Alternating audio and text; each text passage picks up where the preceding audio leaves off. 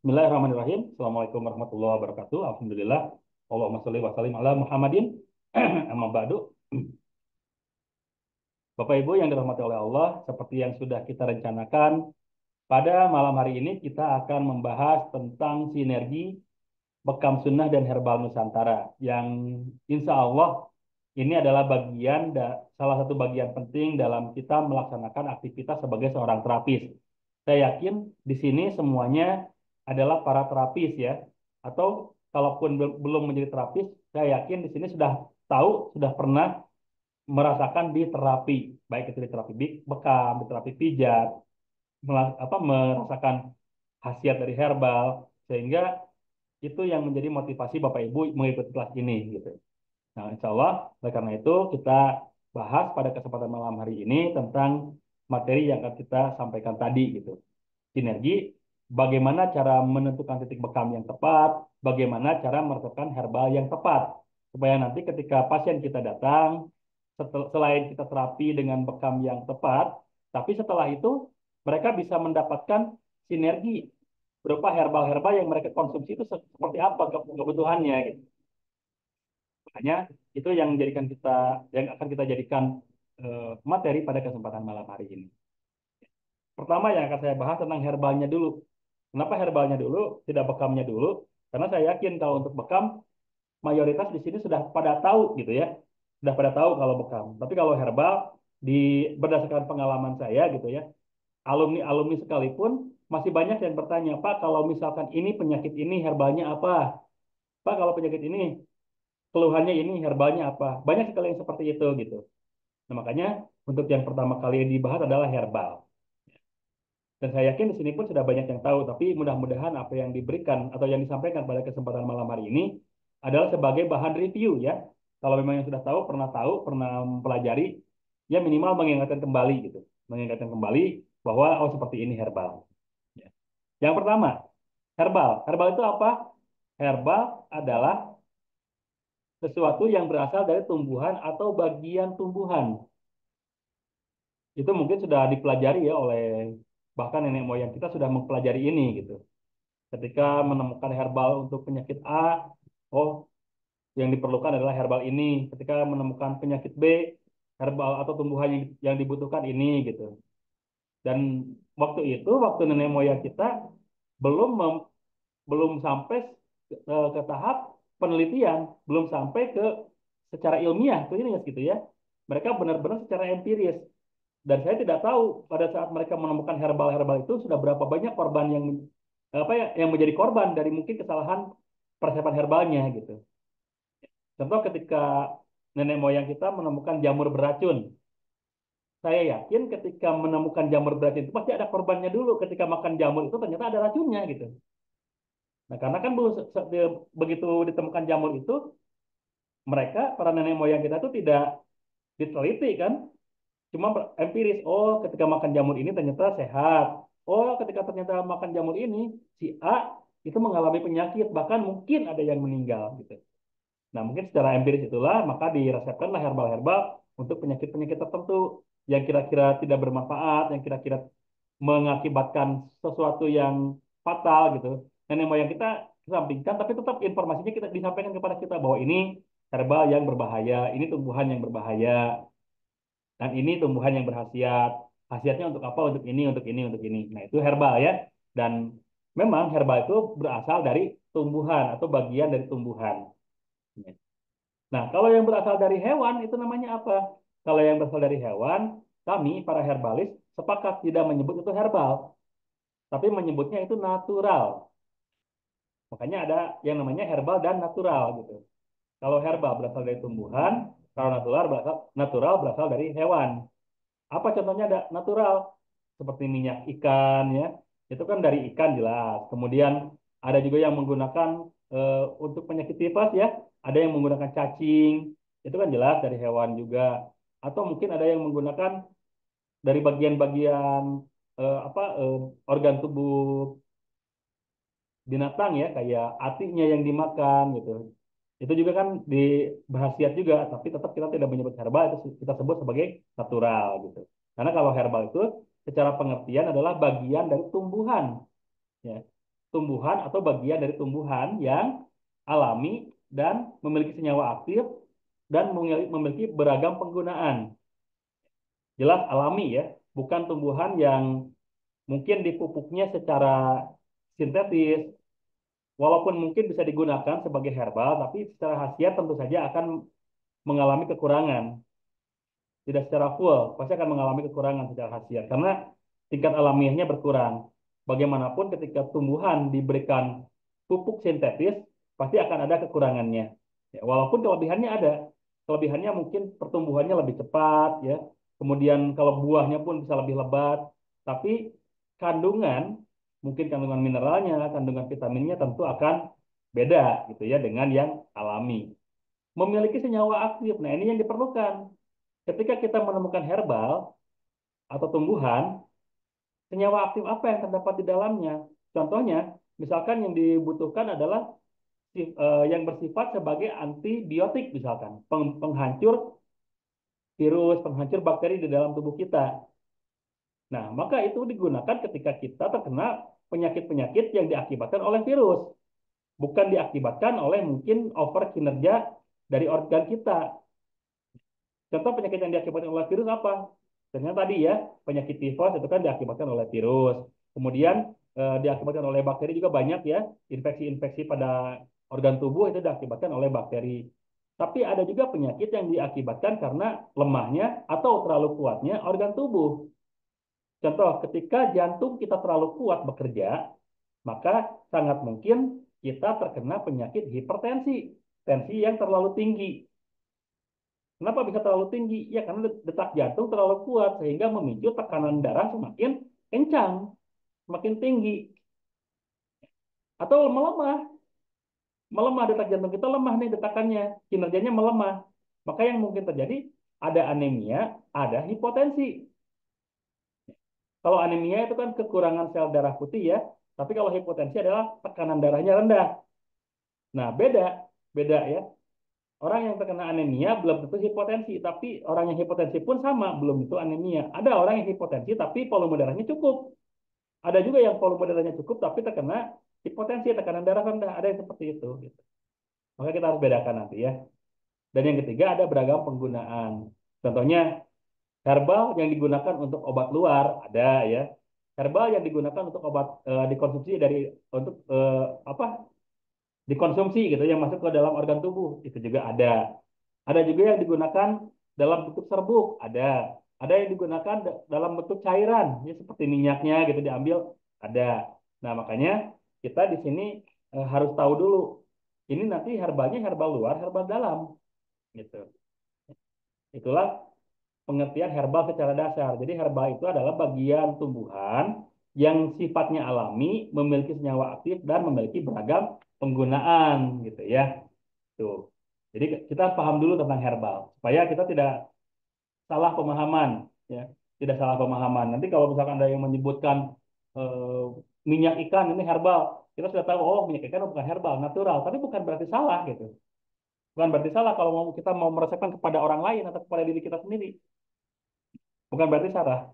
Tetap kalau memang khasiatnya ada, silakan. Karena memang ada orang yang cocok dengan tumbuhan, ada orang yang cocok dengan hewan gitu, ada yang cocok nabati, ada yang cocok hewani gitu. Apalagi kalau dikombinasikan ada unsur hewaninya, ada unsur nabatinya, itu lebih bagus. Dan ada juga yang unsurnya netral. Ya.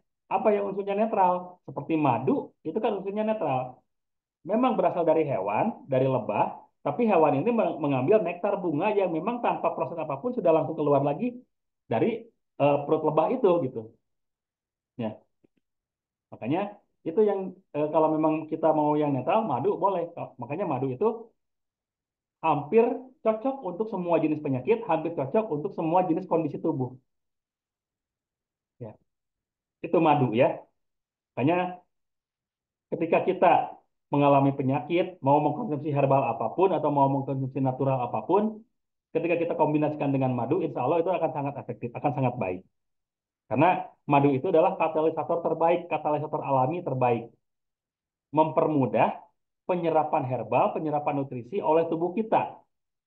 Makanya ketika tukang jamu gendong ya, tukang jamu gendong itu biasanya kombinasi terbaiknya ya madu. Selain untuk menetralisir rasa pahitnya, sebetulnya tadi untuk mempermudah penyerapan jamunya ke dalam tubuh kita. Itu madu, khasiat madu yang luar biasa. Gitu ya. Jadi madu itu memang memiliki khasiat yang luar biasa. Makanya itu sudah jelas disampaikan dalam Al-Quran juga ada, di dalam hadis juga ada. Gitu. Nah, yang kedua farmakologinya yang harus kita pahami. Tadi kan sudah tahu ya herbal itu apa saja. Yang kedua secara farmakologi kita harus tahu bahwa herbal itu ada yang antioksidan, antibiotik, antivirus, antiinflamasi, antipiretik, analgesik, dekongestan, diuretik, ekspektoran, laksatif, tonikum dan sebagainya. Ya, macam-macam farmakologi herbal. Nah, kenapa kita harus tahu ini sebagai bahan dasar kita untuk meresepkan herbal nantinya. Contohnya ini, ya. Mohon maaf, sini dulu. Oh, sini nanti ya. Nah, contohnya ini secara farmakologi nih. Ada herbal yang sifatnya antioksidan. Antioksidan ini fungsinya adalah mengurangi oksidasi di dalam tubuh. Ya. Mengurangi oksidasi di dalam tubuh. Ya. Apa oksidasi itu? Kalau seperti besi itu pengkaratan. Ya, apakah mungkin tubuh kita mengalami penkaratan? Ya sangat mungkin. Ketika kita terlalu banyak mengkonsumsi makanan-makanan yang memang tidak dibutuhkan oleh tubuh, lambung kita akan mengalami oksidasi, pembuluh darah kita akan mengalami oksidasi, liver kita akan mengalami oksidasi. Ya, jadi seperti ada karatnya, seperti ada lapisan-lapisan yang memang tidak dibutuhkan oleh tubuh gitu. Itu oksidasi. Nah, daun sirsak dan kulit manggis sangat efektif untuk mengatasi itu. Daun sirsak atau kulit manggis sangat efektif untuk mengalami itu. Ketika terjadi oksidasi, bahkan sudah merembet menjadi sesuatu yang membahayakan tubuh, menjadi sel kanker, sel tumor, daun sirsak atau kulit manggis ini sangat efektif untuk mengurangi kadar oksidasi di dalam tubuh, bahkan bisa menjadi antivirus juga. Nah, ini herbal yang sifatnya antioksidan. Ada juga yang seperti ini, ya, anti nyeri. Ya, maaf, ya. Ada kayu manis dan bawang putih. Ada juga antivirus. Bawang putih juga tadi bagus antivirus. Habatus sauda juga bagus untuk sebagai antivirus. Temulawak juga bagus sebagai antivirus. Untuk mengatasi penyakit-penyakit yang diakibatkan oleh virus. Ya. Tadi virus tifus bisa dengan habatus sauda. Kemudian virus apa lagi ya? Influenza bisa juga dengan habatus sauda. Ya. Banyak sekali. Kemudian ada juga antiinflamasi, anti peradangan. Nah, contohnya tadi ketika herbal kita tubuh kita mengalami peradangan, yang dibutuhkan adalah herbal-herbal anti radang ini gitu, ya. Herbal-herbal anti radang ini gitu. Cengkeh walaupun memang sifatnya panas cengkeh itu tapi tetap bagus ketika untuk mengurangi efek peradangan. Kapulaga juga sama. Kapulaga juga bagus mengurangi peradangan. Ginjal kita radang nih karena kurang minum. Selain kita mengkonsumsi air putih ya dicukupkan minum air putihnya, konsumsi cengkeh juga bagus mengurangi peradangan di dalam tubuhnya. Ya, seperti itu. Ada lagi antipiretik penurun panas. Ketika kita menemukan pasien kita atau mungkin diri kita sendiri sedang mengalami demam, herbal-herbal seperti ini bagus sebagai antipiretik, penurun panas. Kunyit, bawang merah. Kan kalau misalkan kita anak-anak kita ya, anak kecil yang masih mungkin di bawah 7 tahun lah gitu, masuk angin dan demam gitu ya, kan di keroknya tuh bukan menggunakan koin, tapi bisa menggunakan bawang merah. Ya. Karena memang bawang merah itu memiliki sifat antipiretik, menurunkan panas. Kunyit juga kalau kita konsumsi rutin itu bisa mengulangi peradangan di dalam tubuh kita, panas di dalam tubuh kita. Kan kenapa asam lambung bisa naik? Itu biasanya diakibatkan kita mengkonsumsi makanan-makanan yang terlalu pedas, ya, terlalu panas gitu ya, sehingga asam lambung kita naik. Itu kan terjadi panas di dalam lambung. Ketika kita mengkonsumsi kunyit, panasnya itu akan dinetralisir, ya. Panasnya akan dinetralisir dengan kunyit ini. Makanya bagus juga nih dua-duanya sebagai anti piretik atau anti panas. Ada juga analgesik nih, pereda nyeri, ya. Daun mint, Sereh, ya daun sereh itu bagus juga sebagai pereda nyeri. Makanya ketika kita kena pukul, kita kena apa, kena cedera luka, diolesi daun sereh itu apa, minyak sereh bagus tuh, mengurangi peradang apa, mengurangi rasa nyerinya. Sama ketika kita ada nyerinya dari organ dalam, misalkan tenggorokan kita nyeri nih, karena mungkin sedang mengalami gejala flu, gejala influenza, anti nyerinya digunakan daun mint. Itu sangat bagus anti nyerinya. Ya. Kemudian dekongestan, pelancar pernapasan, ada bawang merah, ada juga daun mint. Diuretik, pelaju urin ya, memperlancar pembuangan, terutama di bagian urinator, itu bisa menggunakan air kelapa dan mentimun. Ya, bisa menggunakan air kelapa dan mentimun. Kemudian ekspektoran, pengencer dahak, bisa jahe, bisa jeruk nipis juga. Itu bisa melancarkan dahak, mengencerkan dahak dan melancarkan pernapasan. Ya. Dikombinasikan dua-duanya boleh? Boleh. Ya. Tapi lebih bagus kalau kita pengkombinasiannya tepat gitu ya. Kalau misalkan sindrom tubuhnya dingin, maka kita berikan herbal yang sifatnya panas. Kalau sindrom tubuhnya panas, maka kita berikan herbal yang sifatnya dingin. Contohnya di sini ada dua-duanya nih. Kalau ketika menemukan pasien kita berdahak, batuk berdahak, tapi sindromnya dingin, maka kita berikan jahe sebagai pengencer dahaknya. Tapi ketika kita menemukan pasien yang batuk berdahak dengan sindrom panas, maka kita berikan herbal atau pengencer dahaknya jeruk nipis. Ya, seperti itu. Makanya tadi sindrom tubuh kita pelajari juga nanti ya, insya Allah. Berikutnya, laksatif, pencahar. Pepaya, melon, semangka, bahkan minyak zaitun, itu bisa juga sebagai pencahar. Kalau kita mengalami susah buang air besar, ya, kemudian terlalu banyak toksin di dalam tubuh kita, untuk detoksifikasinya bisa menggunakan herbal-herbal seperti ini, pepaya dan melon. Penambah energi bisa juga seperti ini, habatus sauda dan jahe, ya. Kemudian tadi ya, yang apa, yang sindrom tubuh, ya, yang sindrom tubuh kita akan bahas. Nah, setelah kita tahu farmakologinya, jadi farmakologi itu adalah cabang ilmu mempelajari sifat mekanisme kerja herbal, manfaat, efek samping, serta interaksi tumbuhan herbal dan efeknya pada tubuh manusia. Makanya tadi ada yang anti nyeri, ada yang anti radang, ada yang antibiotik, ya. Itu dipelajari dalam farmakologi herbal. Tapi yang kita pelajari pada kesempatan malam hari ini, yang dasarnya saja dulu, karena tidak mungkin pelajaran herbal bisa bisa dikuasai hanya dalam satu malam, apalagi cuma 2 jam, itu kecil kemungkinan. Ya, makanya farmakologi herbal dasar dasar tadi ya, ada yang antivirus, ada yang diuretik, ada yang laksatif, ada yang dekongestan, seperti itu. Nanti pelajari di modulnya insya Allah. Nah sekarang mempelajari sindrom tubuh. Ya, sindrom tubuh. Sindrom tubuh itu yang pertama ada yang panas, ada yang dingin. Ya. Nah, kalau yang panas itu adalah diakibatkan tubuh mengalami kelebihan energi panas. Biasanya diakibatkan karena kinerja organ tubuh kita terlalu kuat. Ketika jantung kita terlalu kuat, maka tubuh kita akan mengalami sindrom panas. Karena apa? Karena si tensinya semakin tinggi. Otomatis ketika tensinya semakin tinggi, suhu tubuh kita panas. Ya. Ginjal kita bekerja terlalu keras karena memang cairan yang masuknya kurang. Sementara fungsi ginjal itu untuk menyaring, otomatis karena kurangnya dorongan cairan ke dalam ginjal, dia bekerja keras menyaring kotoran yang ada di dalam tubuhnya, maka ginjalnya akan mengalami peradangan.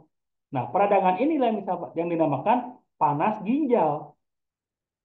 Jadi ginjalnya terlalu panas. Nah, itu pun disebut sindrom panas tubuh. Atau yang lainnya, livernya, parunya, apalagi paru-paru perokok pasti sindromnya panas. Ya, paru-paru perokok pasti panas. Kenapa? Ya udah jelas dipangkas setiap hari. Sementara tubuh kita itu tidak tidak bisa panas setiap saat, dingin setiap saat. Perlu perlu ada panas, perlu ada dingin. Perlu balance ya tubuh kita itu. Tidak bisa sembarangan gitu. Ya. Nah, untuk yang panas ini contohnya suhunya tinggi, kemudian tensinya tinggi, kulitnya berwarna kemerahan, kemudian mungkin sering sariawan, mengalami peradangan dan mengalami iritasi. Ini contoh-contoh ketika kita mengalami sindrom panas tubuh. mengalami sindrom panas tubuh seperti ini. Ada juga yang dingin sindromnya. Yang memiliki sindrom dingin biasanya tubuh mengalami kelebihan energi dingin. Terlalu banyak angin masuk ke dalam tubuh kita, itu sindrom dingin artinya. Organ tubuh kita kinerjanya melemah, itu pun mengakibatkan sindrom dingin di dalam tubuh kita. Ya. Dan contohnya, suhunya rendah, hipotermia, tensinya rendah, pucat wajahnya, kemudian lemas, lesu, ya, diare, dan sebagainya gitu. Makanya ketika orang yang terkena diare pasti lemas karena memang suhu tubuhnya, sindrom tubuhnya sedang mengalami penurunan, sedang dingin tubuhnya. Maka untuk orang yang sedang diare, jangan diberikan semangka, jangan diberikan pepaya yang memang sudah dingin, secara sifat sudah dingin. Kalau itu diberikan, diarenya akan lebih parah. Maka untuk diare, berikanlah herbal-herbal yang sifatnya panas. Bisa habatus sauda ya untuk menghentikan diarenya, bisa juga jahe gitu ya. Tapi tanya dulu apakah ada masalah pada lambung atau tidak. Kalau misalkan ada masalah pada lambung, ya jahenya harus dikombinasikan, tidak cuma jahe saja, mungkin jahe campur madu gitu ya. Gitu. Nah, makanya ini kita harus tahu dulu sindrom tubuh yang kita tangani ini sindrom panas atau sindrom dingin. Berikutnya, contoh herbal yang dengan sifat-sifatnya. Ya. Contoh herbal dengan sifat-sifatnya. Yang sifatnya panas, contohnya seperti ini. Ada jahe, ada habatus sauda, ada kencur. Ini contoh ya. Mungkin di luaran masih banyak lagi. Ya. Di luaran masih banyak lagi dengan sifat herbal panas. Ini cocok untuk orang-orang yang mengalami sindrom dingin, yang masuk angin, ya. Kemudian yang batuknya batuk apa namanya batuk karena dingin gitu ya, alergi dingin. Ini bagus nih, karena ini herbalnya panas, maka cocok untuk orang-orang yang mengalami sindrom dingin. Ada juga yang sifatnya dingin, minyak zaitun, daging lidah buaya, kemudian akar alang-alang. Itu cocok untuk herbal-herbal apa orang-orang yang mengalami sindrom panas. Contohnya orang yang mengalami radang pada lambungnya sehingga mudah terjadi sariawan. Ini efektif nih ketiga herbal ini. Bisa minum minyak zaitun, bisa makan daging lidah buaya, bisa makan atau minum ekstrak dari akar alang-alang. Atau banyak lagi yang lainnya, herbal-herbal yang sifatnya dingin. Banyak juga yang lainnya yang sifatnya dingin. Makanya seperti kita harus bisa mempersiapkan nih, oh ini pasiennya sifatnya dingin nih, maka kita berikan herbal panas. Oh, ini pasiennya sifatnya dingin nih, maka kita berikan herbal yang sifatnya apa? Pasiennya sindromnya panas nih, maka kita berikan herbal yang sifatnya dingin gitu. Tapi kalau misalkan kita ragu, ini sih memang pasiennya sifatnya panas. Tapi kalau saya berikan herbal yang sifatnya dingin, khawatir khasiatnya kurang maksimal. Contohnya, ada orang yang terkena penyakit misalkan yang bisa dengan jahe ya, misalkan terkena masalah paru-paru, ya. Terkena masalah paru-paru tapi tensinya tinggi. Masalah di paru-paru kan terlalu banyak angin misalkan ya batuk karena banyak angin. Otomatis sangat bagus tuh dengan jahe. Tapi ini tensinya tinggi. Kalau kita berikan herbal panas bisa mengakibatkan tensinya naik lagi. Maka bisa kita kombinasikan dengan madu yang netral, penetralisir. Ya, gitu. Jadi sama misalkan seperti ada daging lidah buaya. Ini tuh memang untuk pasien-pasien yang sifatnya panas, tapi kondisinya lemah, ya. Tapi kondisinya lemah, maka bisa dibantu dengan madu, ya. Bisa dibantu dengan madu supaya sifatnya tidak terlalu dingin, tapi lebih cenderung ke netral gitu ya. Gitu. Oke. Ini sifat-sifat herbal ya. Kemudian tadi sudah kita pelajari tentang farmakologinya, sekarang bagaimana cara meresepkannya? Tentu saja kita tidak mungkin meresepkan herbal sembarangan karena kita tuh bukan penjual herbal, tapi kita di sini ingin menjadi seorang herbalis yang bisa meresepkan herbal kepada pasien-pasien kita. Bahkan kalau bisa, pasien itu dia membuat sendiri di rumah ramuannya, bukan yang kita berikan dari tempat kita gitu. Mungkin dari klinik kita atau kita yang menterapi ke rumahnya, kita yang menyiapkan herbalnya. Kalau bisa tidak seperti itu. Kalau bisa justru si pasien itu dia meracik sendiri herbalnya karena racikan si pasiennya sendiri itu mungkin lebih cocok kepada tubuhnya. Ya. Dan kenapa saya di sini menyebutnya herbal Nusantara? Karena herbal yang ditemukan di Nusantara, herbal yang ditemukan di dekat kita, di sekitar kita, itu lebih cocok untuk kondisi tubuh kita. Lebih cocok untuk kondisi tubuh kita. Contoh, ginseng memang bagus untuk stamina, untuk vitalitas. Tapi stamina siapa? Ginseng ditemukan di mana? Ginseng ditemukan di Korea. Maka mungkin sangat cocok untuk orang-orang Korea. Tapi untuk orang Arab, ginseng tidak cocok. Ada yang lebih cocok. Apa? Kayak Hajar Jahanam, Tongkat Ali gitu kan untuk di daerah Arab gitu kan. Nah, kalau di kita, apa yang lebih cocok? Ada kayu manis, ya.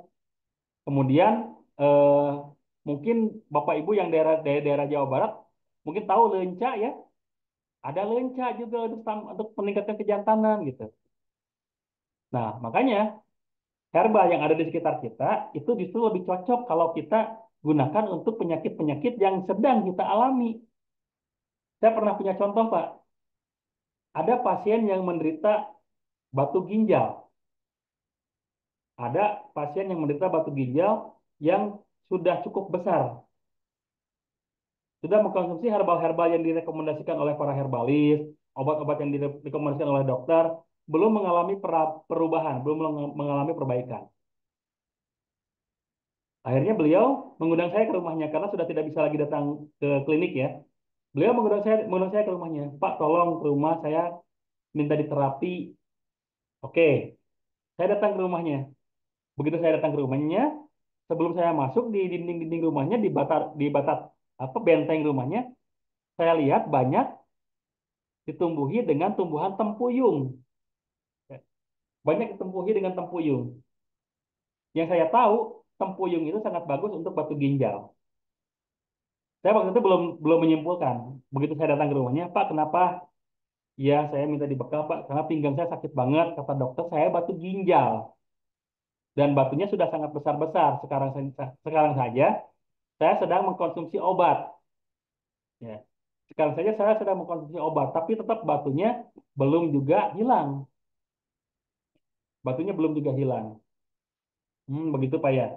Apa saja herbal yang saya dikonsumsi Pak, atau apa saja obat yang saya dikonsumsi? Disebutkanlah satu-satu.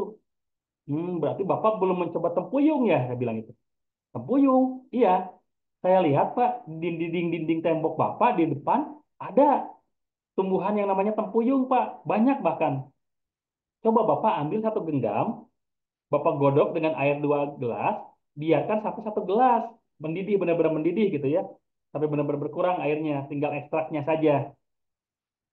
Nah, setelah seperti itu, eh, silakan Bapak eh, minum setiap hari. Di mana saya dapat tempuyung, Pak? Itu di depan rumah Bapak banyak, saya bilang itu. Di depan rumah Bapak pokoknya. Saya akhirnya ke depan dulu, ke depan rumahnya, saya petik satu genggam. Ini seperti ini Pak tempuyung. Oh iya, ya saya lihat banyak di depan. Iya, silakan. Hari pertama dia bikin rebusan tempuyung, hari kedua bikin rebusan tempuyung. 2 minggu dia rutin mengkonsumsi tempuyung. Katanya begitu dia buang air kecil di dalam air kencingnya itu kayak keluar kristal-kristal. Oh, berarti batunya hancur, Pak. Coba cek ulang ke dokter. Alhamdulillah, memang betul. Batunya yang asalnya besar-besar sekarang sudah tinggal mengecil, tinggal kristal-kristal aja. Berarti kata si bapaknya, berarti selama ini saya melupakan ini ya, tidak memperhatikan ini. Iya Pak, karena sebetulnya Allah itu ketika memberikan penyakit kepada hambanya, beliau apa Allah juga menurunkan obatnya. Cuman memang pengetahuan kita lah yang terbatas Pak gitu. Dan alhamdulillah saya tahu ini untuk batu ginjal dan ternyata ada di sekitar Bapak dan ternyata memang itulah yang sudah disiapkan oleh Allah. Alhamdulillah sekarang sudah sembuh batu ginjalnya dengan khasiat tempuyung tadi. Nah, makanya di sini pun saya memberikan persiapan herbal itu eh, sesuai dengan apa namanya? Sesuai dengan herbal yang ada di sekitar kita gitu. Contoh, untuk kolesterol. Kolesterol itu sifatnya panas secara sindrom ya. Kolesterol secara sindrom sifatnya panas. Maka herbal yang dibutuhkan adalah yang pertama pengencer darah, antikoagulan. Yang kedua vasodilator, pelancar aliran darah. Yang ketiga diuretik. Kenapa? Yang pertama antikoagulan karena penderita kolesterol itu di dalam darahnya sudah terlalu banyak minyak. Minyak ketika bercampur dengan air dalam jangka waktu lama itu membeku, Pak. Nah, maka dibutuhkanlah pengencer darah. Dari mana didapatkannya? Dari bawang putih. Nah, setelah dihancurkan dengan bawang putih, maka perlu dilancarkan aliran darahnya. Nah, dilancarkannya dengan apa? Dengan pegagan atau antanan. Setelah lancar aliran darahnya, tentu saja si minyak-minyaknya, si lemak-lemaknya harus dibuang. Maka dibutuhkan herbal sifatnya diuretik yang melancarkan saluran pembuangan tadi ya, yang melancarkan buang air kecil kita. Dari apa? Dari minyak zaitun. Maka ketika kita ingin mau kombinasikan ketiga herbal ini, kita ambil persentase yang besarnya yang mana yang dibutuhkan. Oh, ini karena sudah terlalu kental nih darahnya, maka kandungan bawang putihnya yang diperbanyak. Oh, karena sudah terlalu kental darahnya kemarin, kemudian harus lancar, diperbanyaklah pegagannya. Tapi kalau diuretiknya mungkin cukup 20% saja. Karena kalau terlalu banyak diuretiknya, itu bisa mengakibatkan nantinya dehidrasi. Ya, seperti itu. Jadi persiapannya kita sesuaikan dengan kebutuhan. Apakah hal seperti ini? Tidak. Kalau memang lebih perlu banyak diuretik, mungkin diuretiknya 30%, ya yang lainnya mungkin cukup 35%, 35%. Ya. Atau karena ini tidak terlalu kental sih darahnya, mungkin kandungan bawang putihnya tidak harus banyak juga. Kandungan bawang putihnya hanya cukup 20% gitu. Ya. Seperti itu persiapannya gitu ya. Yang berikutnya asam urat. Asam urat secara sindrom juga sama panas. Dan asam urat itu diakibatkan pertama kalinya adalah ginjal kita yang kurang maksimal kinerjanya. Ginjal itu kan menyaring ya, menyaring semua mineral yang masuk ke dalam tubuh kita. Ketika ada yang tidak diterima oleh tubuh harus dibuang. Ya dari ginjal itu harus dibuang. Tapi karena ginjalnya tidak maksimal kinerjanya, maka yang tidak diterima oleh tubuh itu tidak terbuang sempurna. Akhirnya dialirkan lagi oleh tubuh, mengalir ke seluruh tubuh. Ya, dialirkan oleh darah, mengalir ke seluruh tubuh, dan mengendap di bagian sendi-sendi besar. Akhirnya terjadilah kristal-kristal pada sendi yang dinamakan purin. Ya, sebagai penyebab utama asam urat. Nah, maka herba yang dibutuhkan apa saja? Yang sifatnya diuretik, melancarkan pembuangan. Yang sifatnya laksatif, juga sama yang melancarkan pembuangan. Yang bersifat antiinflamasi. Dari daun salam, kunyit, dan minyak zaitun. Persentasenya silahkan disesuaikan kebutuhan. Kalau ini, yang saya pakai seperti ini. Ya. Karena orang yang terkena asam urat itu harus lancar pembuangannya, harus didetoksifikasi semuanya, maka diuretik dan laksatifnya saya perbanyak 40-40%. Antiinflamasinya saya 20%. Tapi kalau misalkan ini nyerinya luar biasa, sakit banget nih asam uratnya, maka mungkin antiinflamasinya yang diperbanyak, anti nyerinya yang diperbanyak. Mungkin minyak zaitunnya yang jadi 40% gitu. Ya, gitu ya. Berikutnya, diabetes. Diabetes itu penyakit yang sifatnya dingin, Pak. Makanya orang-orang yang terkena diabetes pasti lemah, pasti lemas gitu ya, pasti loyo, lesu. Karena memang sindrom untuk penyakit diabetes itu adalah dingin.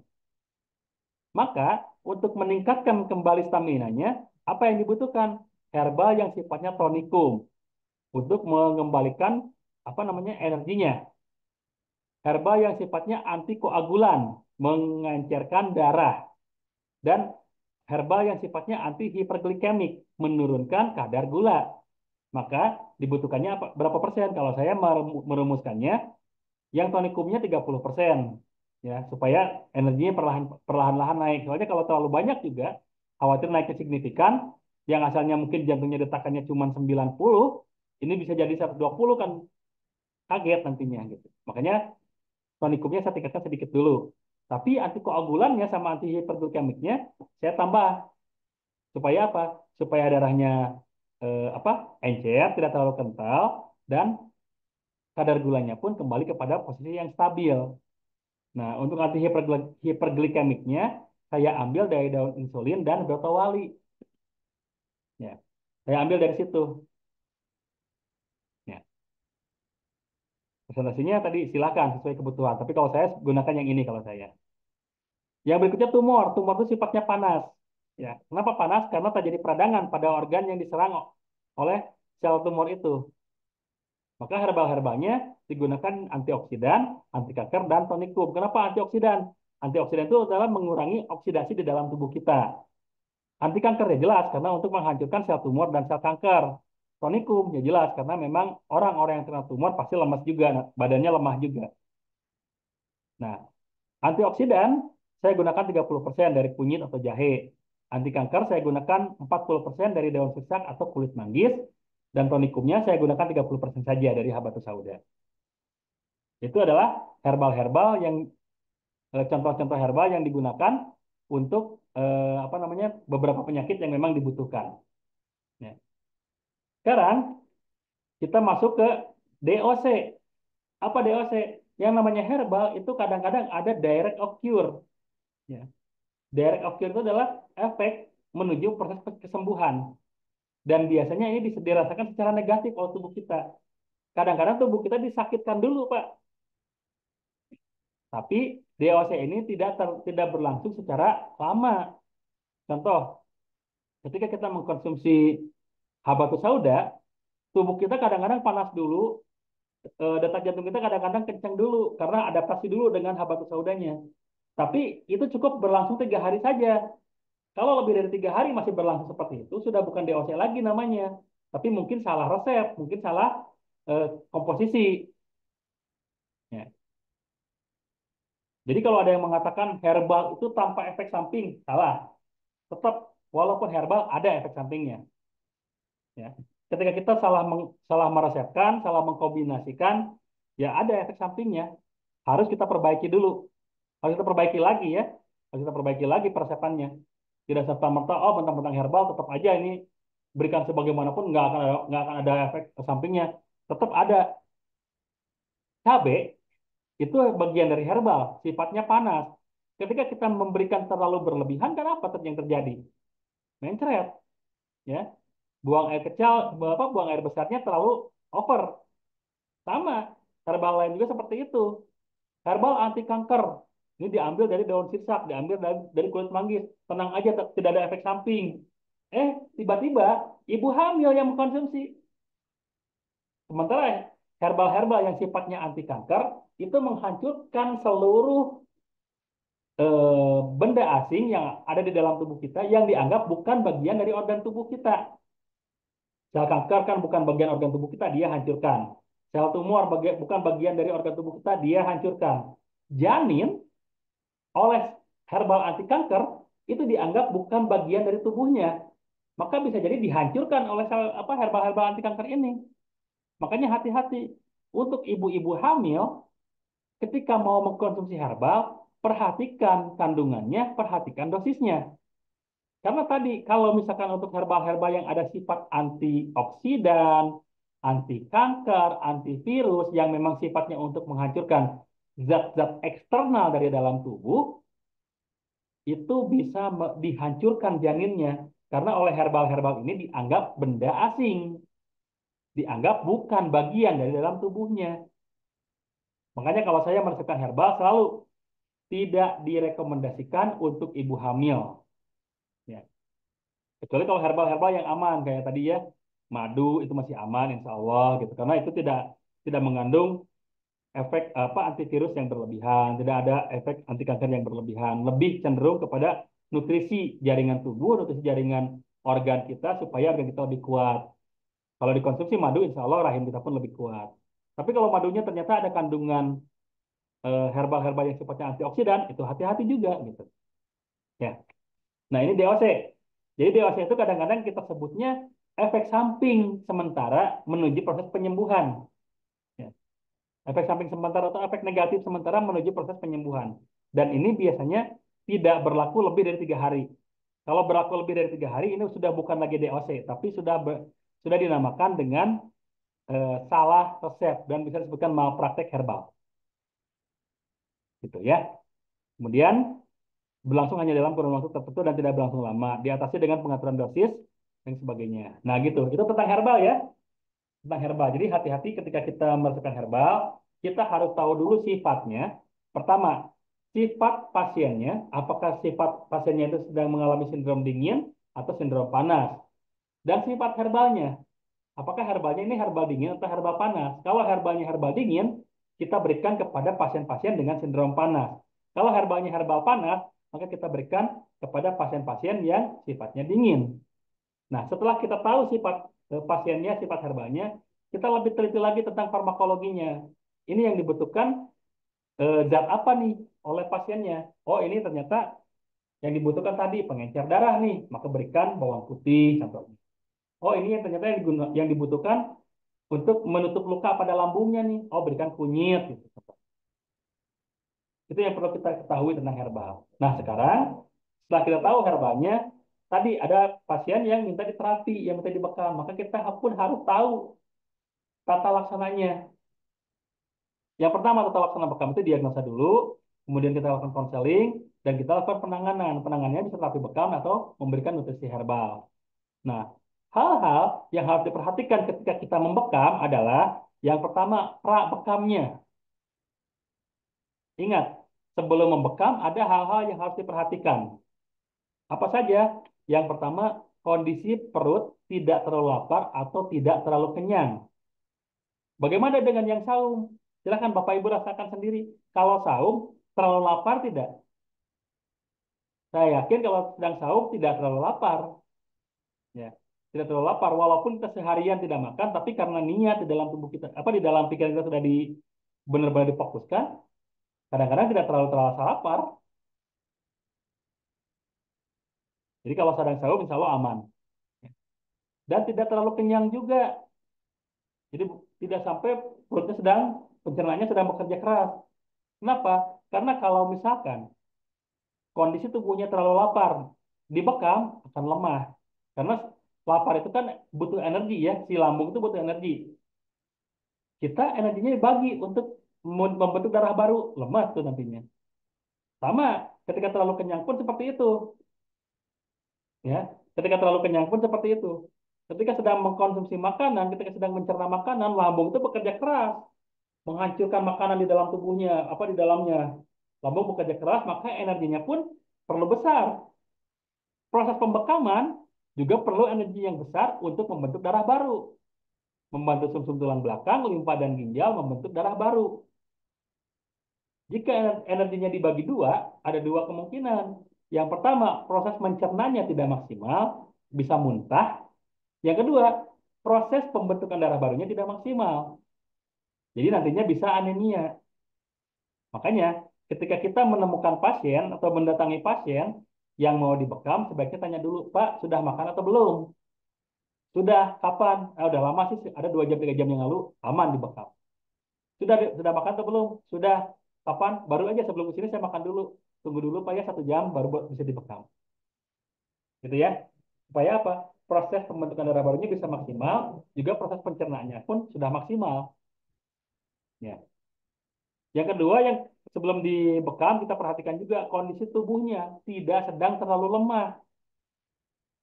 Sudah cuci darah, diabetesnya tinggi, kadar gulanya tinggi, kemudian dia juga sedang tidak bisa dibawa kemana-mana, lemah kondisi tubuhnya, kita paksakan bekam, itu bisa berbahaya. Itu bisa berbahaya. Makanya kita lihat kondisi tubuhnya memungkinkan atau tidak dibekam. Kalau masih memungkinkan silahkan bekam, tapi kalau tidak ya jangan. Ya, gitu. Bagaimana yang sudah cuci darah? Kalau untuk yang cuci darah, saya tidak merekomendasikan dibekam, tidak merekomendasikan dibekam.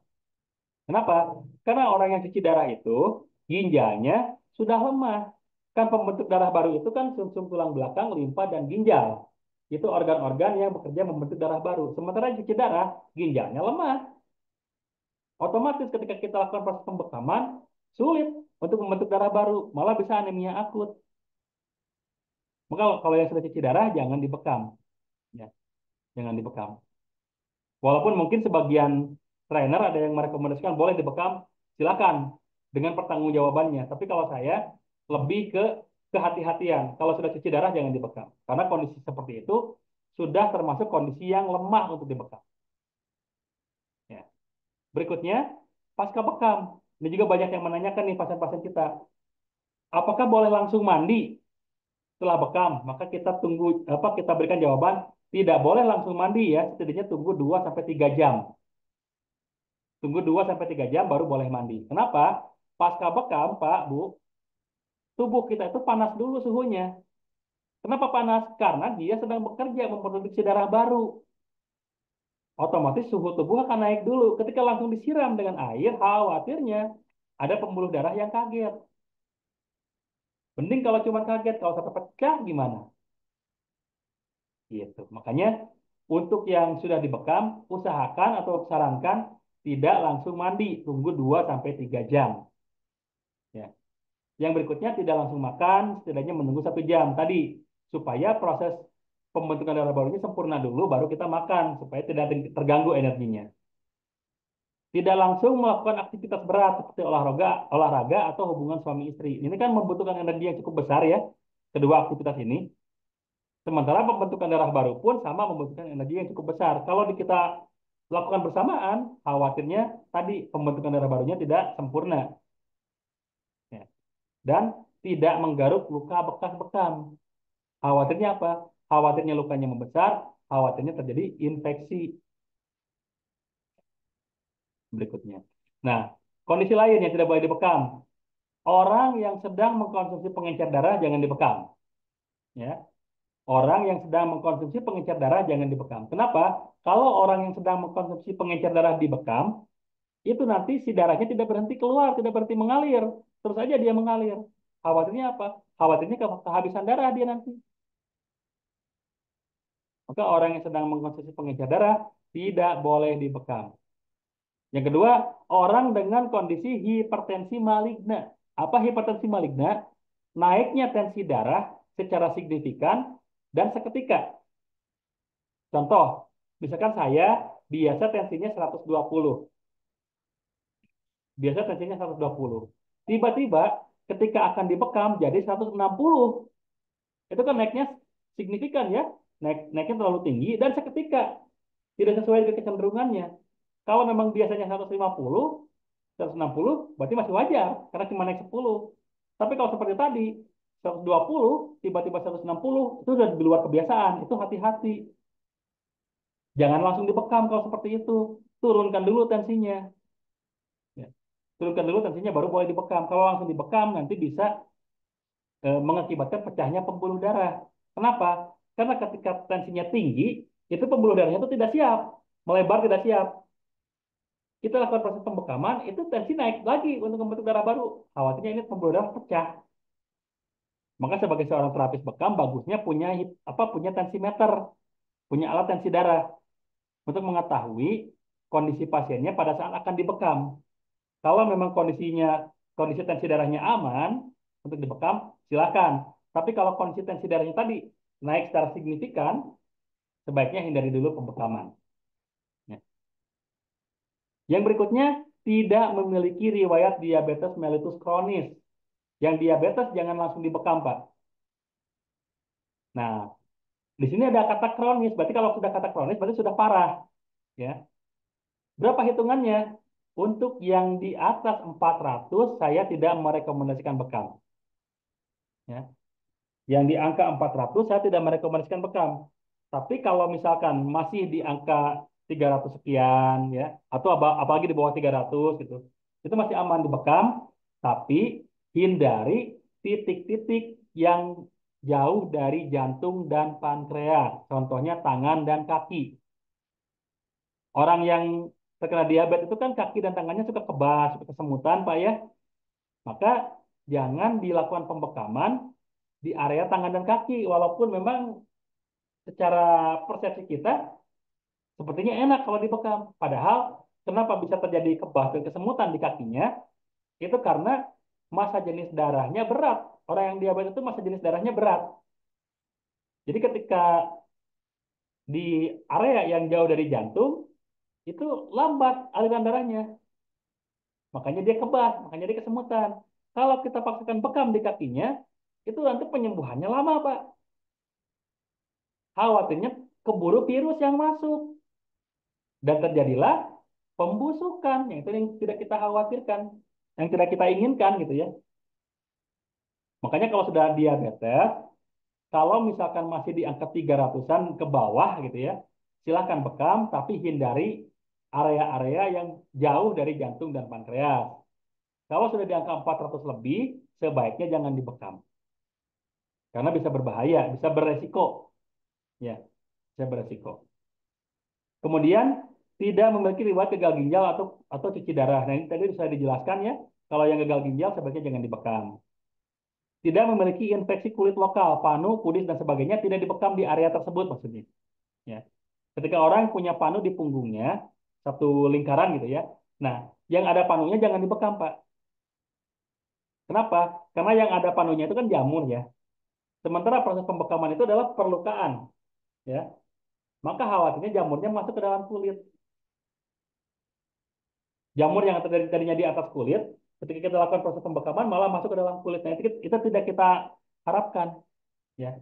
Sangat tidak kita harapkan. Makanya kalau yang ada panunya itu jangan dibekam di area tersebut, ya.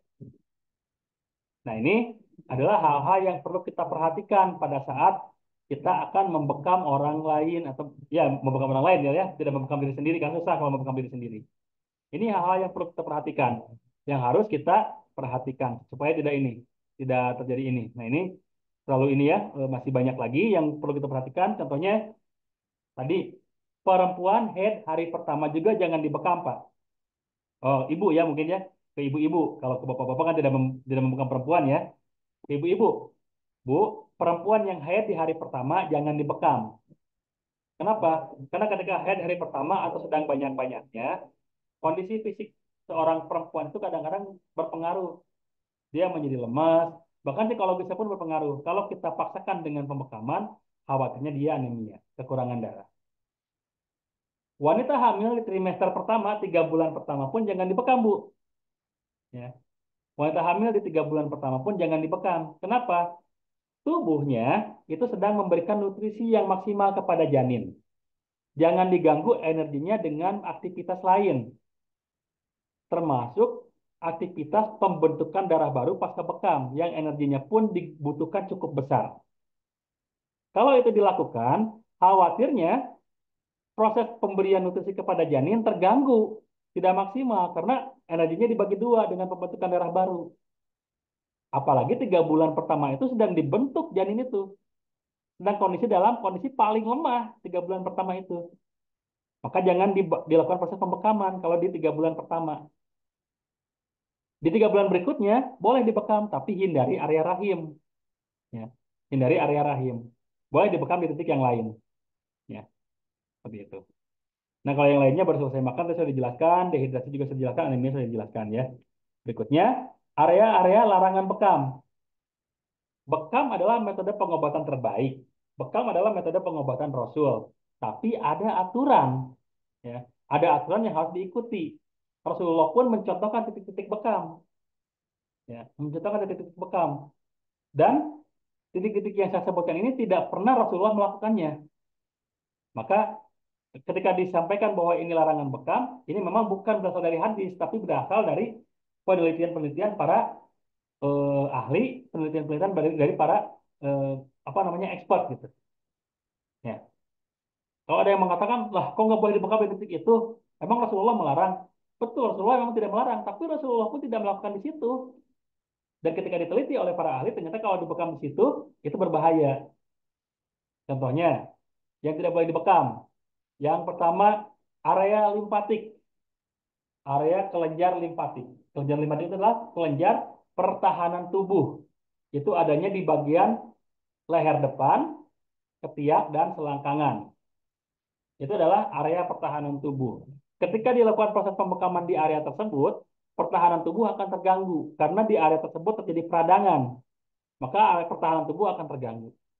Sementara fungsi kelenjar limfatik ini adalah mencegah zat-zat makanan yang tidak diterima oleh tubuh supaya tidak masuk ke dalam tubuh. Ya, dicegah dari awal gitu. Makanya ketika kita terlalu banyak mengkonsumsi MSG, mengkonsumsi pemanis buatan, perasa buatan, pewarna buatan, suka ada yang mengalami benjolan di bagian lehernya yang dinamakan kelenjar. Ya, ada kan yang namanya kelenjar ya, benjol di area lehernya. Itu kelenjar limfatik sedang bekerja mencegah supaya toksin-toksin tidak masuk ke dalam tubuh. Kalau kitanya bandel, kalau kitanya ngeyel, nanti lama-lama kelenjar limfatiknya kalah. Udah tahu ada benjolan di sini, kita tetap masih mengkonsumsi makanan-makanan yang tidak diterima oleh tubuh. Apa yang terjadi? Limfatiknya kalah, akhirnya semua masuk ke dalam tubuh. Jadilah sel kanker nantinya bahayanya. Gitu ya. Makanya kelenjar limfatik jangan dibekam karena bisa mengganggu pertahanan tubuh. Yang kedua, area sinovial, area lipatan sendi juga jangan dibekam. Ada yang berpendapat, lah kan yang dibekam cuma bagian kulit luar, tidak tidak terambil dong kalau apa cairan sinovialnya, cairan pelumas sendinya tidak terambil dong. Betul, memang cairan pelumas sendinya tidak terambil, tapi dengan dilakukan proses pembekaman di situ, itu akan mengganggu kinerja cairan sinovial karena adanya peradangan. Ya, setiap titik yang dibekam otomatis mengalami peradangan. Nah, peradangan itu akan mengganggu organ tubuh, cairan sinovial, memproduksi cairan sinovial secara maksimal, karena akan ada sel darah putih yang datang ke situ. Kenapa sel darah putih datang ke situ? Untuk menutup luka pasca bekam. Sehingga kalau misalkan si cairan sinovialnya terganggu oleh si sel darah putih ini yang bekerja juga, maka otomatis cairan sinovial akan mengalah, tidak memproduksi cairan sinovial yang maksimal. Khawatirnya sendinya nanti tidak bisa digerakkan lagi gitu. Ya. Jadi benar, bukan cairan sinovialnya yang terambil, bukan, tapi mengganggu kinerja cairan sinovial kalau dilakukan pembekaman di area lipatan sendi. Ya. Maka area lipatan sendi jangan dibekam. Yang kedua, kelainan kulit yang tadi ya, yang ada panunya jangan dibekam. Yang berikutnya di area otak belakang, area otak kecil. Jadi kalau misalkan kita pegang kepala apa, pegang kepala bagian belakang ada yang keras, di bawahnya kan ada yang lembek tuh ya, yang tempat batang otak itu jangan dibekam. Kenapa? Tadi alasannya sama, akan mengganggu kinerja dari sistem saraf di situ.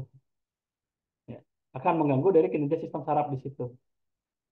Khawatirnya kalau sistem sarafnya terganggu, ya otomatis cara kita berpikir akan terganggu. Pernah ada kasus yang dibekam di area situ, jadi mengalami amnesia, mengalami lupa ingatan.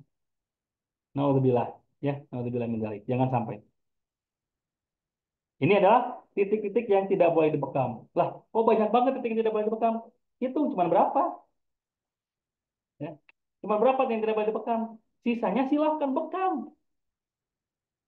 Ya, sisanya silahkan bekam. Bagian depan, bagian belakang, kaki, tangan. Kalau memang tidak tidak di area titik yang dilarang ini silahkan bekam. Jadi kalau misalkan, wah, jadi banyak banget aturan yang tidak boleh dibekamnya, silahkan dilihat ini cuma berapa yang tidak boleh dibekam. Sisanya kan tidak dilarang. Gitu. Ya. Sisanya tidak dilarang. Justru sisanya diperbolehkan dibekam. Gitu. Nah, inilah titik-titik yang diperbolehkan dibekam ini nih. Ya. Tapi bagaimana cara menentukannya? Kita harus tahu dulu caranya. Supaya menentukan titik bekamnya tepat, kita harus tahu dulu caranya. Ya. Bentar, minum dulu ya.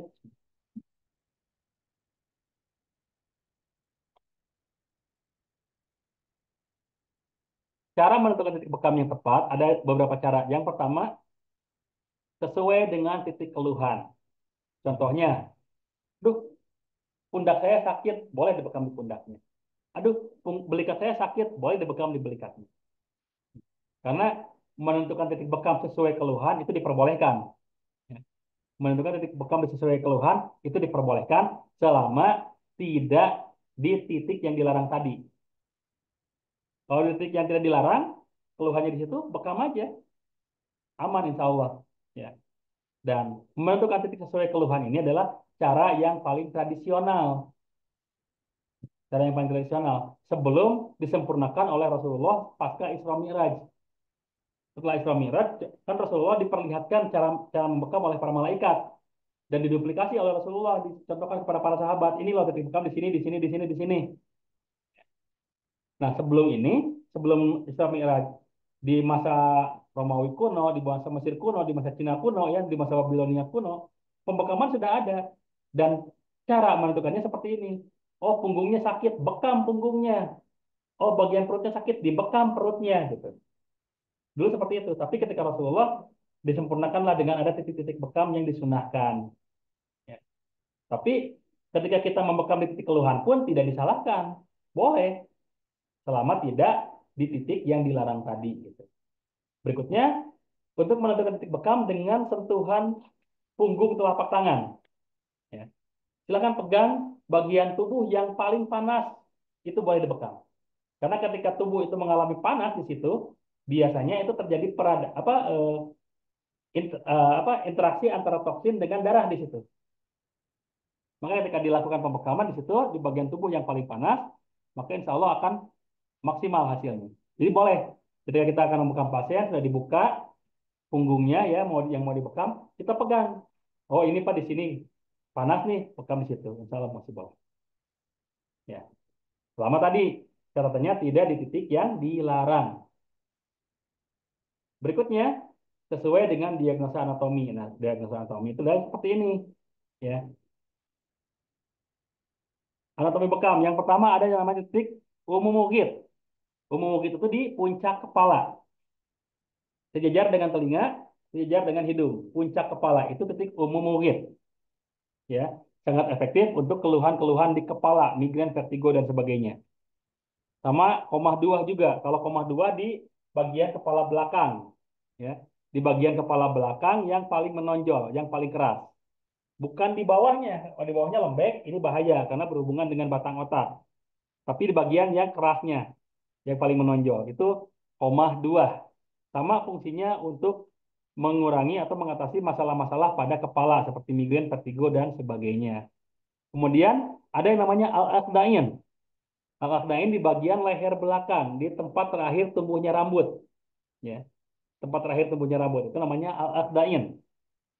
Ini fungsinya, salah satu fungsi utamanya adalah mengurangi masalah pada kepala juga dan menaikkan tensi darah. Ingat, menaikkan tensi darah. Jadi ketika ada pasien yang darahnya tinggi, jangan dibekam di situ, Pak.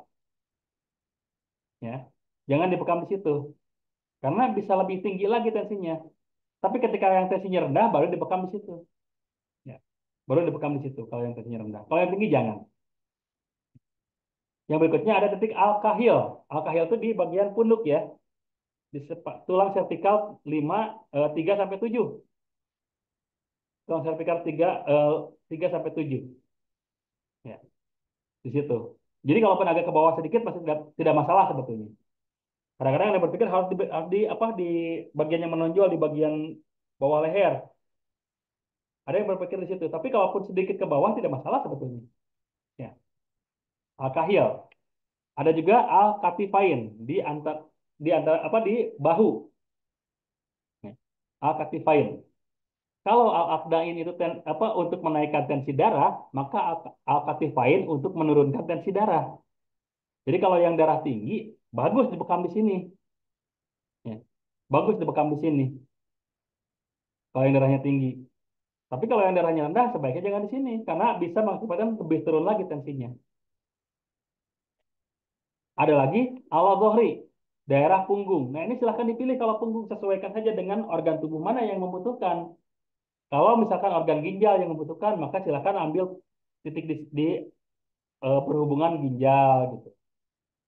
Ginjal di mana titiknya sejajar dengan siku kita, Pak. Kalau misalkan kita seperti ini, ya, kita seperti ini nih, sejajar dengan siku kita itu ginjal kita. Maka silakan di situ. Oh, ini masalahnya pada jantung. Jantung di mana? Oh, jantung di dada kiri kita. Tarik ke belakang sejajar dengan dada kiri, bekam di situ. Oh, ini masalahnya pada lambung. Lambung di mana? Lambung di tengah atas bagian perut kita, ya. Bagian perut atas tengah. Tarik ke belakang sejajar dengan lambung, bekam di situ. Ya. Itu cara menentukan titik bekam sesuai anatomi, Pak. Makanya titik di punggung itu luas dan dipersilakan tidak harus sesuai dengan tidak sejajar dengan ini. Silakan sesuaikan dengan kebutuhan. Kalau memang paru-parunya yang bermasalah, sejajarkan dengan paru-paru. Kalau misalkan jantung yang bermasalah, silakan sejajarkan dengan jantung. Ususnya yang bermasalah, silakan sejajar dengan usus. Ya, ginjal yang bermasalah, silakan sejajar dengan ginjal. Gitu. Makanya Rasulullah menyebutnya ala zohri, bagian punggung. Walaupun membaginya, Rasulullah membaginya ya zohri ala, zohri wasati, zohri sufla. Jadi punggung atas, punggung tengah, punggung bawah. Tapi tidak ditentukan secara spesifik, punggung tengah sebelah mana saja, punggung atas sebelah mana saja, tidak ditentukan spesifik. Silakan disesuaikan saja dengan organ tubuh yang bermasalah. Gitu. Ya. Makanya akan sangat efektif ketika kita membekam sesuai dengan anatomi, karena organ tubuh yang bermasalah itu langsung akan mendapatkan penetrasi sel darah putih ke situ, akan lebih mempermudah proses penyembuhan organnya. Ya. Contohnya ada lambung kita luka nih, dinding lambung kita luka, kita bekam di area titik yang berhubungan dengan lambung, maka sel darah putih akan membantu lambung supaya menutup lukanya, gitu ya. Jadi bukan berarti dibekam di area lambung tiba-tiba kotoran dari lambungnya keluar semua, enggak, kan yang diambil cuma bagian kulit apa bagian darah di kulit terluar. Tapi itu memicu sel darah putih datang ke organ tersebut sehingga bisa memperbaiki organ yang rusak di dalam tubuh kita gitu. Ya. Al Zohri. Kemudian ada al-warik. Al-warik itu di pinggul, ya, pinggul. Mohon maaf kalau ini pantat, nah di pinggirnya. Ya. Jadi bukan pas di benjolan pantat, bukan, tapi di pinggirnya sedikit. Itu al Zohri.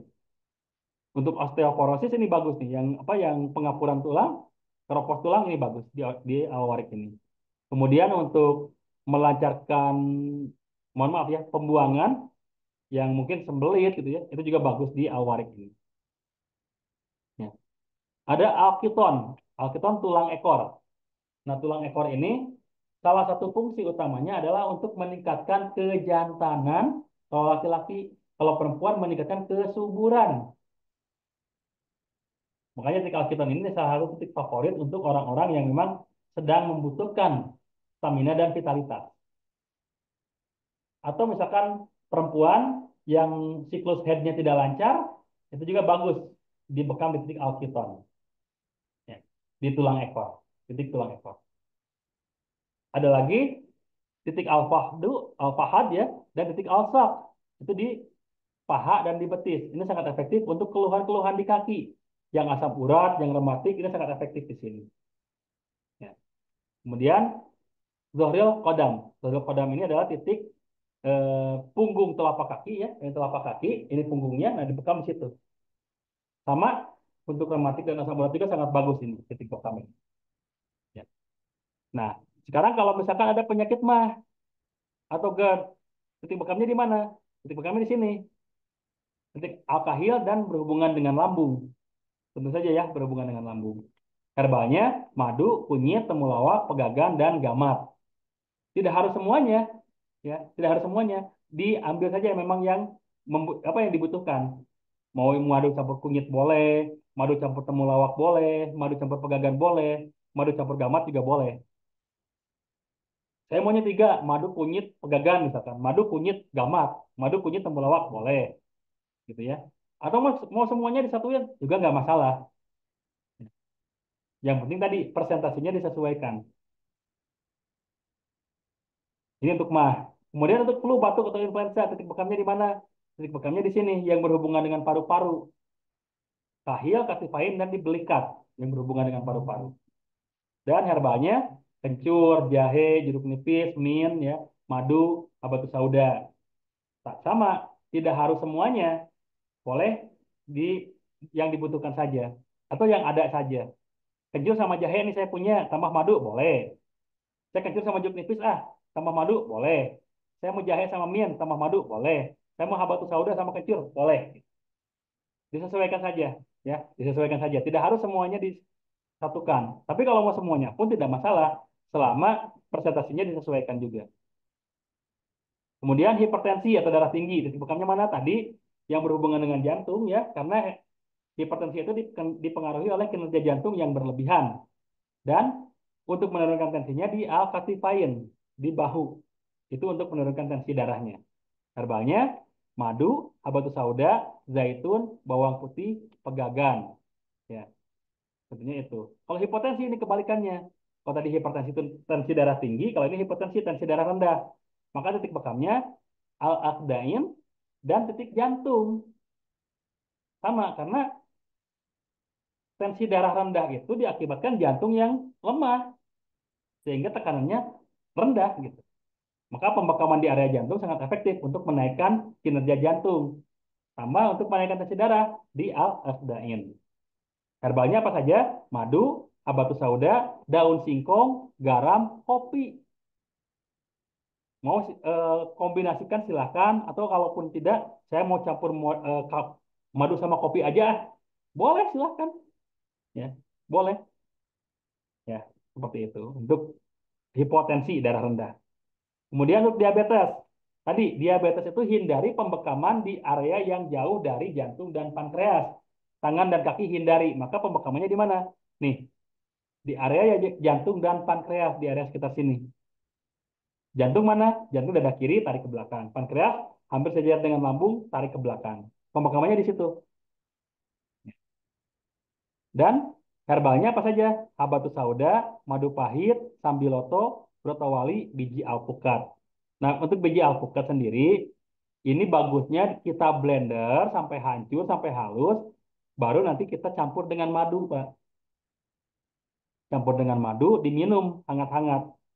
Campur dengan air hangat sedikit gitu. Insya Allah itu untuk biji alpukat. Kalau yang lainnya kayak sambiloto, brotowali gitu ya, itu kan bisa direbus ya, bisa diambil sarinya gitu. Kalau untuk biji alpukat bagusnya di blender.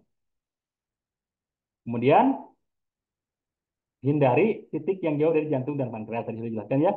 Untuk kolesterol, titik bekamnya di mana? Nih, jantung dan pundak. Ya.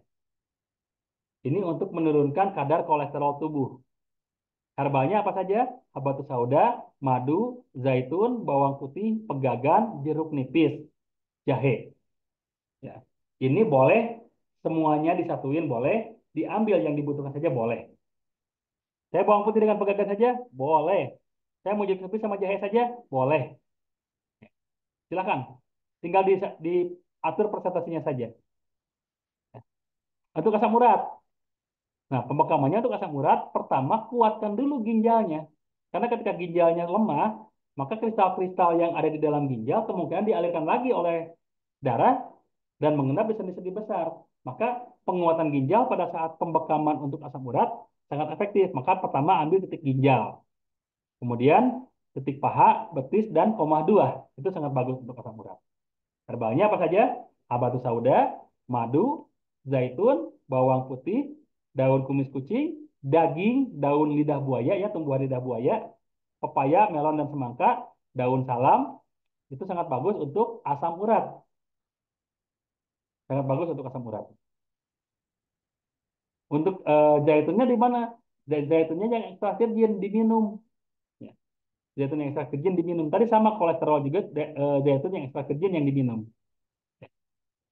Untuk masalah kejantanan atau kewanitaan ya, kesuburan, titik bekannya ini alkiton, alwarik, dan bagian pinggang bawah yang memang berhubungan dengan prostat atau rahim. Tulang ekor, kemudian di pinggul, dan bagian pinggang bawah. Ya, pinggang bawah. Itu sangat efektif untuk masalah kesuburan, kejantanan, atau masalah kewanitaan. Herbalnya, habatus sauda, madu, kunyit, temulawak, majakani, ginseng. Ya. Boleh juga campur dengan kayu manis, bisa juga. Nah, makanya silakan ini dikombinasikan saja, tidak harus semuanya gitu. Ya. Dan untuk masalah kesuburan, ketika Bapak Ibu yang mau berhubungan suami istri, boleh dioleskan minyak zaitun pada alat kelamin sebelum berhubungan. Untuk apa? Untuk memperlancar penetrasi sperma menuju sel telur. Itu yang pertama. Yang kedua, dengan adanya minyak zaitun pada, mohon maaf, alat kelamin pada saat bersenggama, itu juga memperkuat sperma. Ya. Memperkuat sperma. Karena ketika sperma bersatu dengan minyak zaitun, itu kekuatannya akan bertambah. Ya, gitu. Jadi kalau misalkan ini masalahnya masalah kesuburan yang sedang mengalami program gitu ya, program kehamilan, setiap kali mau berhubungan silakan diolesi dulu dengan minyak zaitun. Di keduanya, baik di mohon maaf ya di alat kelamin prianya, di penisnya atau di alat kelamin vaginanya. Silakan seperti itu. Untuk liver, liver titik bekamnya ini di alkahil dan di titik yang berhubungan dengan liver di bagian belikat. Herbalnya apa saja? Habatus sauda, madu, bawang putih, kunyit, jahe, temulawak, dan gamat. Ini sangat efektif juga untuk menguatkan liver kita, hati kita. Ya. Dan usahakan alat bekamnya terpisah dari pasien lain. Jadi untuk orang-orang yang terkena penyakit liver, terutama hepatitis B ya, itu usahakan dia tidak bersama gitu alat bekamnya dengan yang lain. Usahakan dia terpisah. Ya. Usahakan alat bekamnya terpisah. Dia punya sendiri gitu. Karena walaupun sudah mengalami proses sterilisasi sempurna, dikhawatirkan virus hepatitisnya masih menempel. Karena virus hepatitis ini adalah salah satu virus yang cukup kuat juga. Virus hepatitis ini adalah salah satu virus yang cukup kuat juga. Untuk jantung koroner, titik bekamnya ini, titik yang berhubungan dengan jantung tambah alkahil. Herbalnya, madu, habatus sauda, zaitun, bawang putih, jantung pisang, jahe, ketumbar, kayu manis. Itu sangat efektif untuk masalah jantung, terutama jantung koroner ya, penyumbatan pada pembuluh darah jantung. Kemudian, radang ginjal atau batu ginjal, titik bekamnya di sini, ya, di area ginjal dan di area perkemihan yang lainnya yang berhubungan dengan urinator, ya, prostat, kandung kemih gitu ya, itu berhubungan dengan urinator. Makanya pembekamannya di area ginjal dan urinator itu herbalnya habatus sauda, madu, zaitun, tempuyung, mentimun, daun kumis kucing. Ya. Boleh dikonsumsi semuanya, boleh juga dikombinasikan sesuai kebutuhan saja. Dan sama juga lemon boleh. Ya. Nah, itu adalah titik-titik bekam untuk penyakit-penyakit yang sesuai dengan apa namanya sesuai dengan keluhan-keluhan tertentu gitu. Nah, sekarang saya mau coba jawab pertanyaan-pertanyaan yang masuk nih. Sudah ada 12 chat yang masuk. Eh, pencahar. Oh ya, tadi ada yang bertanya pencahar itu sudah untuk mempelancar. Pelancar ya bukan pencakar, pencahar, Pak. Pencahar untuk memperlancar seperti yang sembelit tadi dijelaskan yang alam sudah. Harga berapa tensinya? Ya macam-macam, Pak. Kalau harga tensi saya juga tidak bisa menyebutkannya. Ada yang memang ada yang murah, ada yang mahal ya. Di online juga sekarang banyak ya, ada yang harga di bawah 100 ribuan ada yang harganya di atas 100 ribuan ada yang harga 400 ribuan ke atas juga ada. Kalau yang menggunakan air raksa 1 jutaan ke atas malah ada Pak ya. Daun pegagan itu antanan Pak ya. Silakan Bapak ini aja di googling aja, di searching saja apa itu daun pegagan. Ya. Daun pegagan itu seperti apa? Ya. Apakah perlu dipijat dulu sebelum dibekam? Itu bagus Pak. Bapak atau ibu ya kita ya. Itu bagus. Pembekaman sebelum bekam itu untuk memperlancar sirkulasi darah dulu sebelumnya. Sehingga yang terambil oleh proses pembekaman itu benar-benar darah yang sudah statis, yang sudah rusak. Jadi bagus kalau mau dipijat dulu. Jadi memang salah satu kombinasi bekam itu adalah pijatan. Tapi kalau tidak bisa pijat, bagaimana? Kalau tidak bisa pijat, silakan dibantu dengan bekam seluncur. Jadi dikopkan ke bagian tubuh yang akan dibekam, tapi sebelumnya dioles minyak dulu agak banyak ya. Diseluncur-seluncur seperti itu. Itu memberikan efek relaksasi juga, efek massage juga, efek pijatan juga gitu. Ya. Jadi kalau mau dipijat bagus, sangat bagus kalau mau dipijat dulu. Ya. Sangat bagus ketika mau dipijat dulu.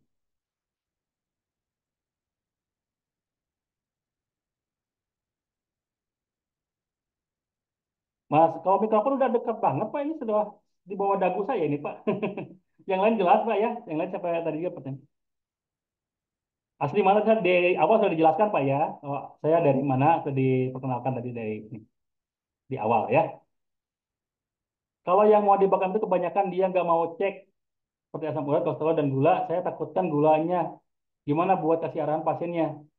Ya gini kasih kasih arahan yang tadi Pak. Pak, kalau misalkan kadar gulanya tinggi, itu khawatir nanti proses penyembuhan lukanya tidak akan lama.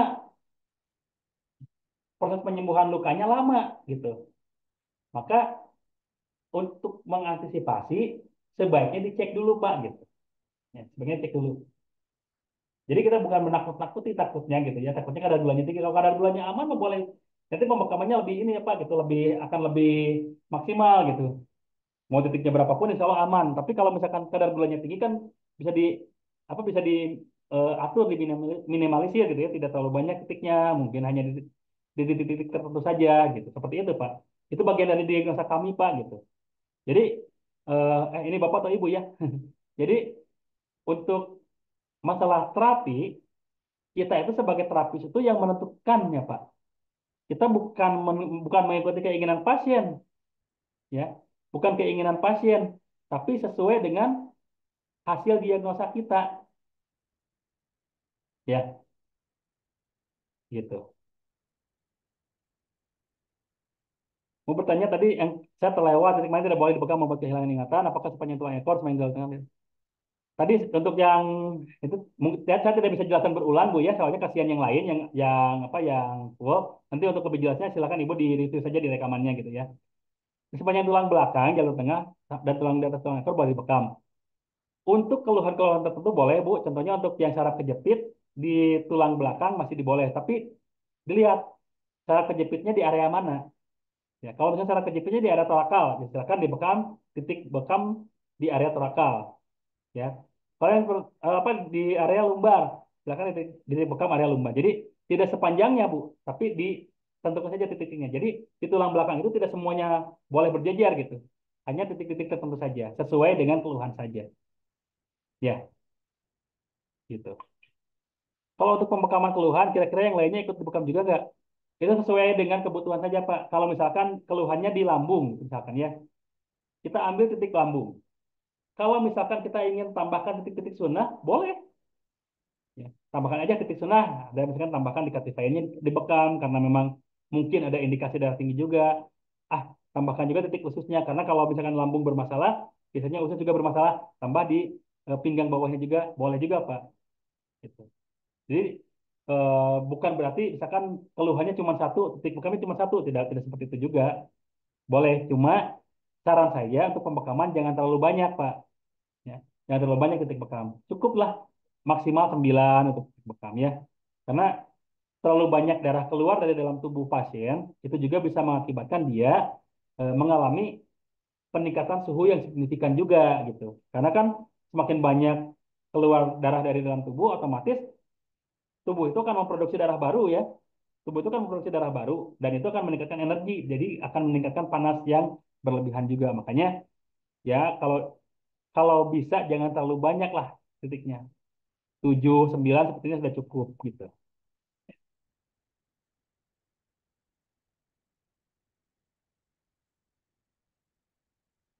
Alat bekam yang bisa terpraktik langsung sekitar harga berapa? Kalau masalah harga saya tidak bisa memberikan ini Pak ya.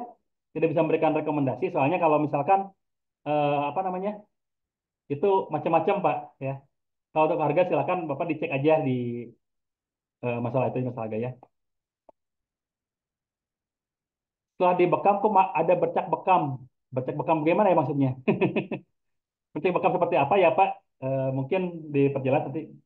Ya kalau setelah dibekam pasti ada ininya, pasti ada bekasnya gitu. Tapi bercaknya bercak seperti apa nanti diperjelas ya. Titik bekam saraf kejepit. Apakah patella boleh dibekam? Untuk persentase herbal itu maksudnya bagaimana? Eh patella nanti saya minta penjelasannya patella itu apa ya Pak ya? Soalnya saya mungkin baru dengar ada keterbatasan informasi ya.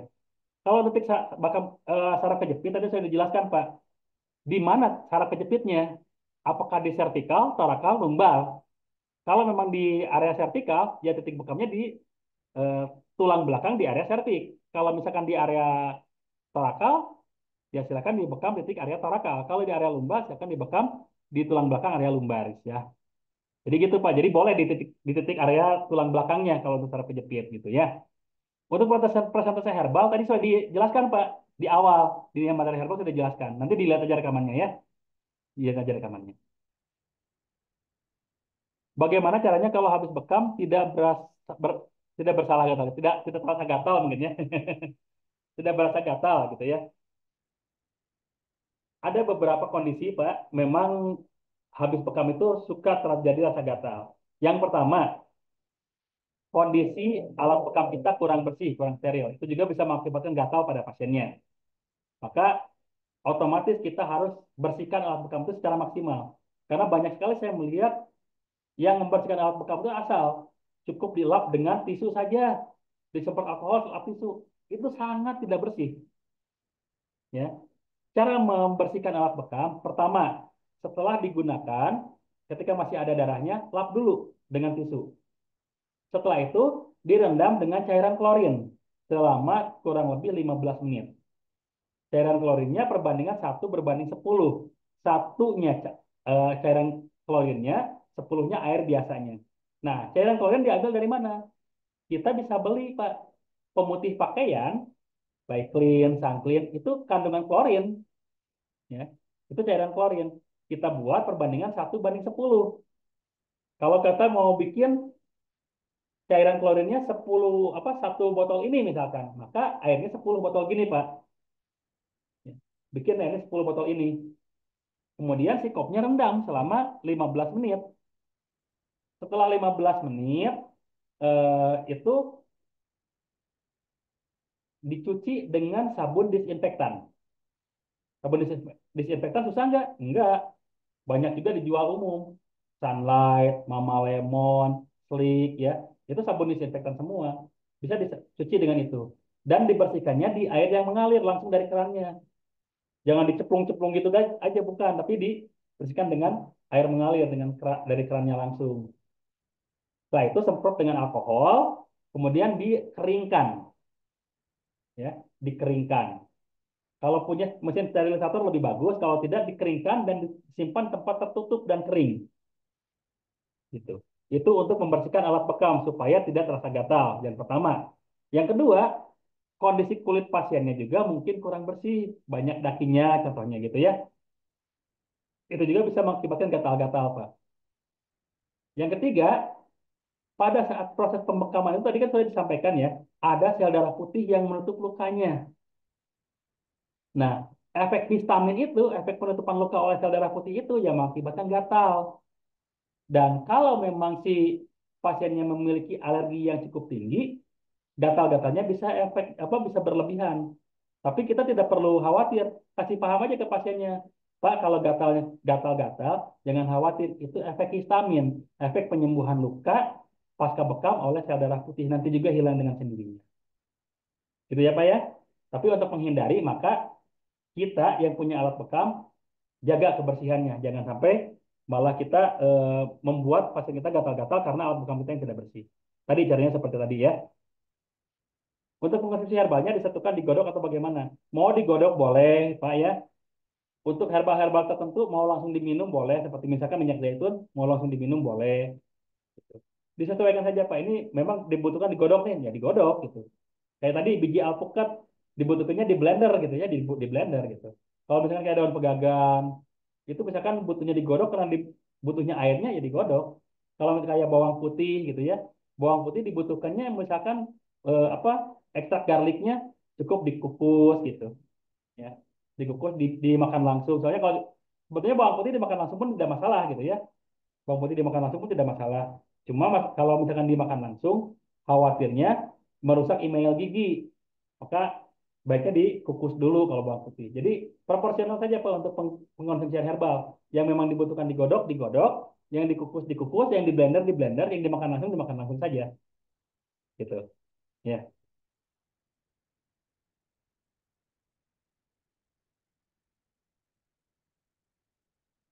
Mau tanya apa efek bekam sama dengan alfasdu?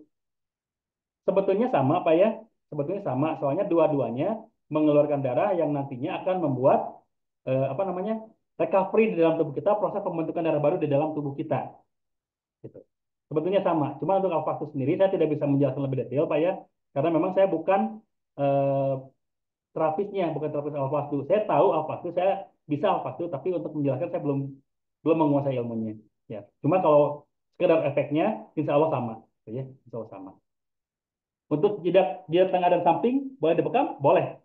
Ya, boleh dua-duanya. Mau di tengahnya boleh, mau di sampingnya boleh. Gitu. Nah, di sini ada titik bekamnya Hammah namanya. Di sini juga ada di pelipis juga ada titik bekamnya. Boleh, mau tiga-tiganya langsung dibekam boleh, cuman kalau tiga-tiganya mengganggu estetika. wajah kita jadi kelihatan kurang ini ya, kurang kurang apa ya, agak jadi aneh lah gitu. Kalau perempuan biasanya di sini Bu, soalnya kalau perempuan kan terhalang oleh kerudung nantinya, jadi tidak terlalu mengganggu penampilan. Kalau di depan khawatirnya mengganggu penampilan. Laki-laki pun sama seperti itu, ya. Tapi bukan berarti tidak boleh. Silahkan boleh karena ada titiknya, ya. Apa? Ada titiknya, ya. Apa artinya kalau darah bekam warnanya ada merah dan bercampur dengan darah warna darah putih, Pak? Untuk darah bekam setiap orang itu memang kadang-kadang beda-beda, Pak. Kadang orang yang dengan golongan darah B itu memiliki kadar apa warna darah lebih pekat kadang, ya. Jadi tidak serta merta eh, kalau darahnya bercampur dengan apa warna putih itu ada kandungan lemaknya, tidak serta merta seperti itu juga, Pak. Ya, karena untuk memastikan kandungan dalam darah bekam kita tidak bisa lihat dengan kasat mata, harus melalui proses penelitian, ya,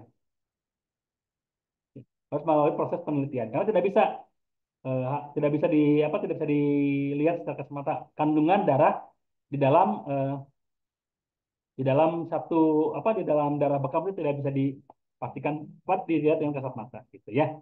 Jadi kalau misalkan artinya apa darah bekam warnanya merah, ada yang kadang-kadang warnanya agak pink gitu ya. Itu tidak bisa dipastikan apa di dalam darahnya ada apa saja tidak bisa tidak bisa dipastikan. Cuma yang namanya darah bekam pasti lebih pekat dibanding darah yang normal gitu saja. Ya. Kalau darah normal bolehkah dibekam alkdoin dan katifain bersamaan? Boleh, Pak. Boleh, insya Allah. Ya. Karena kan itu tidak ada kecenderungan tinggi dan rendah ya, normal. Jadi ketika dibekam bersamaan ada dan katifain, boleh insya Allah. Kalau untuk kebugaran apakah boleh dibekam semua titik bekam? Boleh, Pak. Apalagi memang yang sudah dibekamnya terbiasa gitu ya, udah rutin dibekam. Pembekaman lebih banyak titik pun tidak masalah sebetulnya. Cuma tadi kalau misalkan kita untuk